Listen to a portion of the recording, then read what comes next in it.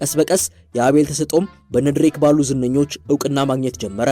በ2013ም ኪስላንድ የተሰኘ የመጀመሪያ አልበሙን ወደ አድማጭ ማድረስ ቻለ። አልበሙ ምንም እንኳን በገበያው ረገድ ከፍተኛ ተጽዕኖ ባይኖረውም አቤል ግን የሙዚቃ ኢንዱስትሪው ላይ ቀስ በቀስ እንደሚደምቅ አመላካች ነበር። በተለያዩ አካባቢዎች እየዞረ ስራዎቹን በማቅረቡም በየቦታው አድናቂዎችን ማፍራት ችሏል። በ2015 ቢዩቲ ቢሃይንድ ዘ ማድነስ የተሰኘውን አልበም ሲለቅ ነገሮች ተቀየሩ። በዓለም አቀፍ ደረጃ የሙዚቃ ኢንዱስትሪውን ማነቃነቅ ቻለ። ካም ፊል ማይ ፌስ እና ዘ ሂልስ የተሰኙ ስራዎቹም በርካታ አድማጮችን ስበዋል።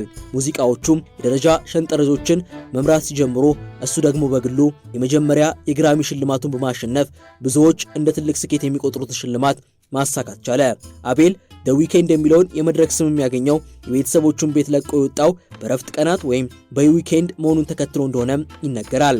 የሱ ሙዚቃዎች አብዛኞቹ ከእውነተኛው ዓለም ልምዶቹ ስለሚነሱም ግጥሞቹን ሲያዜም ከውስጡ ከሚመነጨው ስሜት ጋር ተዳምሮ ለአድማጩም እንዲሁ የተለየ ስሜትን ያስተጋባል።